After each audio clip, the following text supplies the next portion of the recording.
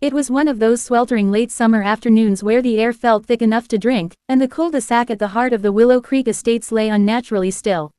Most of the residents had retreated indoors, sheltering from the oppressive heat, but a certain household was still wide awake and ready to make itself known.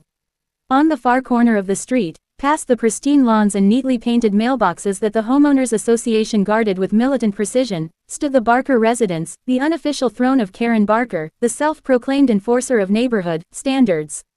Karen was infamous in Willow Creek. Her reputation wasn't just for nitpicking minor law infractions or sending angry, all-caps emails about trash bins left out 5 minutes too long. It was her entitlement, her unshakable belief that the world owed her not just respect, but obedience, that made her the subject of whispered conversations during community barbecues. And as everyone in the neighborhood knew, that sense of entitlement didn't stop with her. It had infected her son, Trent Barker, a 20-something who had inherited not just his mother's pale blonde hair and sharp features, but her arrogance as well. On this particular afternoon, a newcomer to the neighborhood was unloading groceries from the back of a black SUV. The house at the edge of the cul-de-sac had been vacant for some time, its previous owners relocating out of state after years of quiet living. The new resident had moved in quietly, without any of the grand fanfare that Karen often deemed necessary for her approval, and that alone had raised her suspicions. 2 weeks had passed without any formal introduction, no attendance at the HOA's weekly gatherings, and, most damning of all, the new neighbor had been spotted parking their car just a few inches too far over the sidewalk line. Karen had taken notes. She always took notes. It was just after 3 in the afternoon when Trent, slouching on the porch with his phone in hand, noticed the SUV pull up.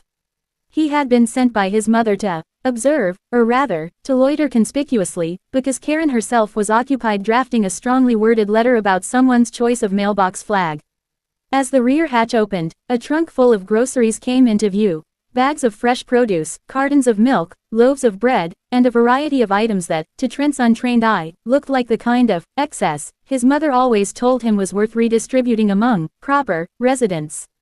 The new neighbor was unremarkable at first glance, calm, composed, purposeful in unloading the bags, moving with a steady efficiency that spoke of discipline. Trent, however, saw something else. Someone he considered an outsider, someone who hadn't paid their dues to the unspoken hierarchy of Willow Creek. And in his mind, that meant this person's possessions were negotiable, especially if his mother would back him up. Trent sauntered over, his sneakers scraping the driveway as he muttered something under his breath about new folks needing to learn their place. Without a word of greeting, he pointed to the groceries and demanded that a few bags, specifically the ones with the better cuts of meat and the imported cheese, be handed over, claiming that his mother had told him the HOA had rights to redistribute supplies during times of strain. The absurdity of his statement hung in the humid air. There was no food shortage, no emergency, no clause in the HOA bylaws that said anything close to what he was suggesting. But Trent's confidence was not based in reality, it was buoyed by a lifetime of being shielded from consequences, a lifetime of watching his mother bulldoze anyone who dared challenge her. The new neighbor simply continued unloading, locking the vehicle and carrying the bags inside without a word. This silent dismissal was, to Trent, an unforgivable insult. His cheeks flushed, his voice rose, and soon his phone was out. He dialed his mother, his voice shaking with a mix of indignation and anticipation. Within 10 minutes, the Barker matriarch stormed down the street, visor clamped over her hair, clipboard in hand like a general preparing for battle. Karen's arrival turned the simmering tension into a spectacle. Curtains twitched. Ring doorbells started recording. She demanded to know why a non-compliant resident was refusing neighborhood redistribution requests, and when the newcomer closed their door, Karen pulled out her phone and called the police, her voice dripping with a performative calm she reserved for situations where she wanted to appear the reasonable party. What she didn't know, what nobody in that cul-de-sac yet realized, was that the person she had just reported was not just another quiet homeowner trying to get through a hot afternoon in peace. That person was Commander Elise Carter, head of the local police department, recently transferred from downtown to oversee precinct operations closer to her home. She had deliberately kept a low profile during her move, preferring anonymity over the usual ceremony. But now, anonymity was no longer an option. The call was logged, the dispatcher forwarded the report, and as the minutes passed, 2 squad cars rolled slowly into the neighborhood. Their arrival drew out a few more curious neighbors, who whispered amongst themselves as Karen gave a grand, sweeping recount of how she had been threatened, and how her son had been denied lawful access to community shared goods. The officers stepped out, their expressions neutral but skeptical as Karen gestured wildly at the quiet house at the end of the street. Trent stood beside her, arms folded, nodding along to his mother's every word, his face lit with the smug certainty that the cavalry was here to teach the new resident a lesson. The front door opened before the officers could even knock. Elise stepped out, still in her plainclothes, her hair tied back neatly, her posture commanding even without a badge on display. Her eyes scanned the scene, the patrol cars, the gathering neighbors, the pale, tight-lipped fury on Karen's face, and in that moment, the entire tone of the afternoon shifted. The office's expressions flickered with recognition, their commander was standing right in front of them. A faint ripple of realization began to stir among the onlookers as Elise crossed her arms, waiting for the accusations to be repeated in her presence. The officers, now visibly uncomfortable, glanced at Karen, then back at their superior, their posture stiffening as they realized the trap they had walked into. The neighborhood's most notorious busybody had just called the police on the very person who led them. The weight of realization hung over the cul-de-sac like a thundercloud. As the officers stood awkwardly by their vehicles, their eyes flicked between Karen, her smugly posturing son, and the woman they had unwittingly been called to confront, their commanding officer. The quiet suburban street, so often a stage for petty disputes and overwatered lawns, had turned into the most uncomfortable theater of power Karen Barker had ever walked into. Elise Carter did not raise her voice. She didn't need to. Her very presence commanded the kind of silence that made lesser voices feel intrusive. She stepped forward, her gaze steady, her demeanor composed, while the officers instinctively shifted into a more formal stance, waiting for her to direct the situation rather than escalate it. Karen, however, was not the type to read a room she didn't believe she owned. She clutched her clipboard tighter, already framing the narrative in her mind. An unruly neighbor, a defiance of HOA principles, and now a chance to publicly assert her authority before an audience of both officers and residents. She launched into her version of the incident, a version that conveniently omitted her son's aggressive behavior, the fabricated redistribution policy, and the fact that none of this had anything to do with actual HOA bylaws. Trent, emboldened by his mother's confidence, tried to add his own embellishments, gesturing toward the now closed garage as though a stash of contraband lay hidden within. He mentioned that the neighbor had been uncooperative, that there were possible safety concerns, and that he was just trying to look out for the community. His words, laced with an undertone that had long simmered in the Barker household, carried an unmistakable edge, one that implied who he believed deserved to be included in the community and who did not. The officers, by now well aware of the absurdity of the situation, glanced discreetly at Elise for guidance. They knew her reputation in the department, fair but unyielding, a commander who valued procedure, respect, and accountability. And now, standing in the blistering sun with grocery bags still sitting by her door, she represented all three. She didn't respond to Karen's tirade immediately. Instead, she let the woman talk, let the narrative spiral out, unchecked, until it became so tangled it could no longer stand under its own weight. Neighbors began to murmur. Phones were out, recording discreetly from behind curtains or over hedges. This was no longer just a disagreement about groceries, this was a public unraveling of a power Karen had long wielded unchecked. When Elise finally moved, it was with deliberate calm. She turned to the officers and requested a summary of the complaint, her voice level and professional. They complied, their words stripped of the flourish Karen had tried to add, leaving behind the bare facts, a supposed refusal to share groceries, a confrontation initiated by Trent, and a call to law enforcement over what amounted to a neighbor unloading their own shopping. Karen's face tightened as her carefully constructed drama began to slip from her grip. She attempted to interject, but the shift in tone was already happening. The officers, now operating under their commander's silent authority, began asking her questions instead, questions about where in the HOA charter her claims were supported, questions about why her son had approached a private driveway demanding goods that weren't his. Trent's bluster began to falter. His folded arms became restless fidgets. His gaze darted between the watching neighbors, each of whom now looked less like silent supporters and more like witnesses to an embarrassing spectacle. And then, without ever raising her voice, Elise revealed her identity to the gathering. Not with pomp, not with theatrics, simply a clear statement of her position, her reason for being in this neighborhood, and her expectation that, moving forward, interactions here would reflect both law and decency. The revelation rippled through the onlookers like a shockwave. A few gasps escaped from behind partially opened doors.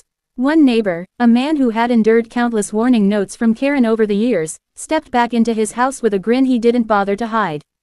Karen froze. Her authority, which had always been a mix of loudness, persistence, and unspoken threats, now stood toe-to-toe with actual authority, and it was crumbling fast.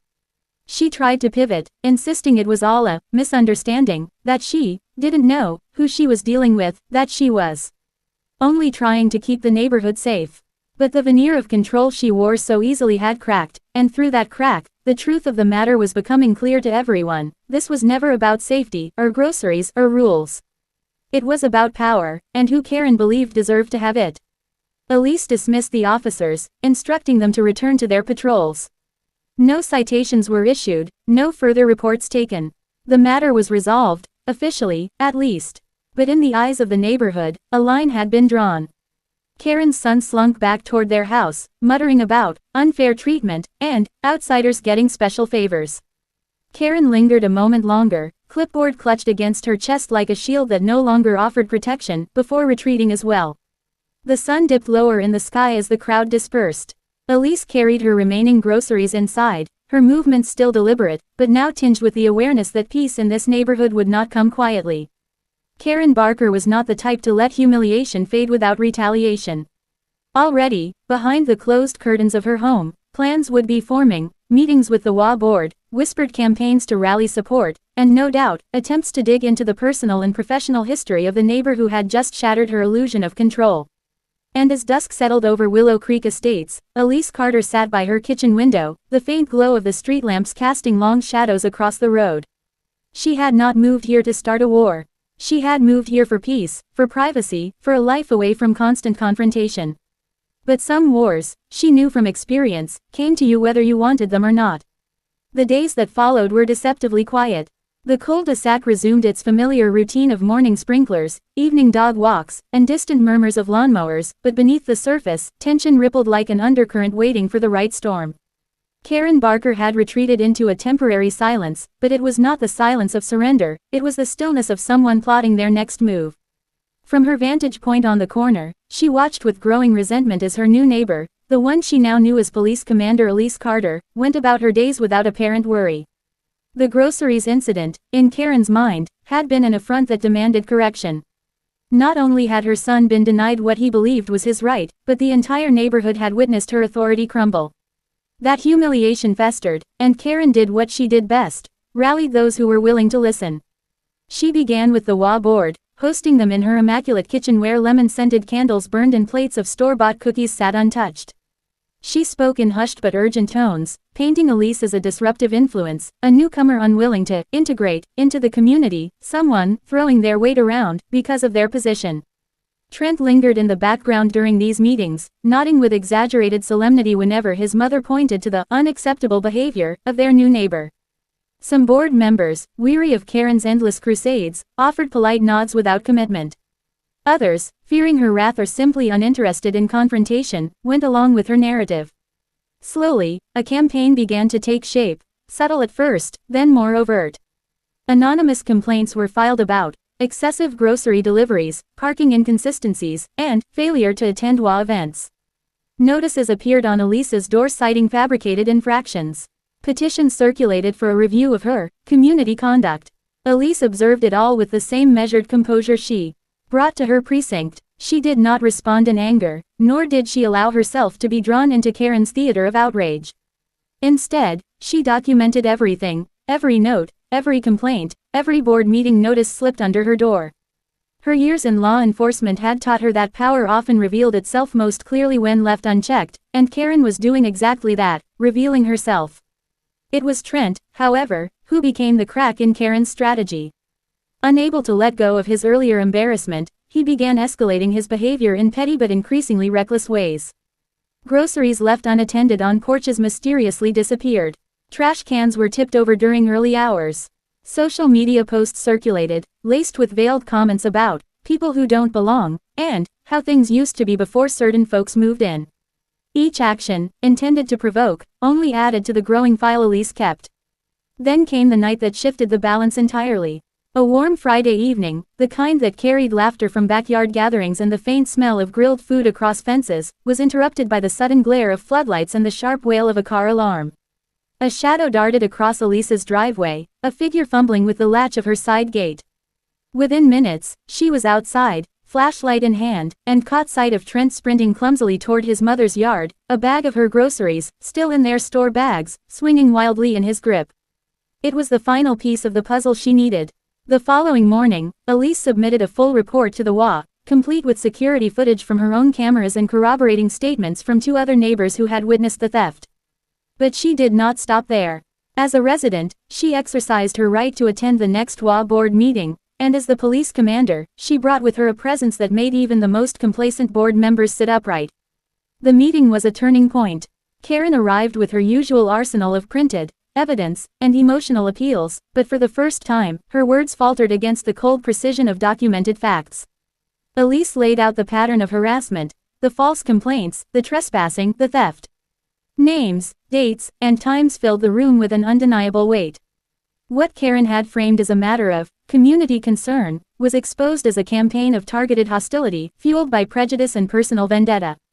Neighbors who had remained silent began to speak up.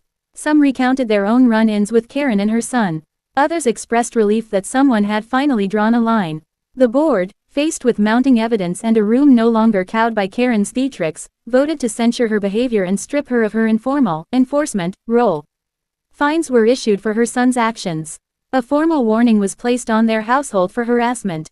For the first time in years, the Barker dominance over Willow Creek Estates fractured. In the weeks that followed, the cul-de-sac slowly transformed. Neighbors who had once kept their heads down began to wave more freely, linger at sidewalks, and share conversations without fear of Karen's shadow looming nearby. The HOA, chastened by its own complicity, adopted clearer guidelines for complaints and disputes. And Elise, though never seeking to be the neighborhood's hero, found herself becoming a quiet symbol of boundaries restored. Karen, meanwhile, retreated into a bitter, simmering isolation. Her son's antics became fewer, his once loud presence replaced by the embarrassed quiet of someone finally forced to face consequences. Their porch, once a command post for scrutiny, now sat empty most afternoons. As autumn settled over the neighborhood, the air cooler and the leaves littering the sidewalks, Elise reflected on the strange series of events that had unfolded since that first afternoon of groceries and demands. She had not sought conflict, but she had not shied from it either. Authority, she knew, was not about volume or intimidation, it was about clarity, restraint, and the willingness to act when lines were crossed. The cul-de-sac would not forget the spectacle of that summer, nor the way power shifted quietly, irrevocably, away from those who had wielded it carelessly for too long. And for Karen Barker, the lesson was a bitter one. In a world where entitlement had always been her shield, it was discipline, not dominance, that prevailed. The grocery bags had long since been put away, the stolen items replaced, the incidents logged and closed. But the story lingered, whispered among neighbors, shared over fences, retold at block parties with a mixture of disbelief and satisfaction. It became the cautionary tale of Willow Creek Estates, a reminder that no title on a clipboard, no loud claim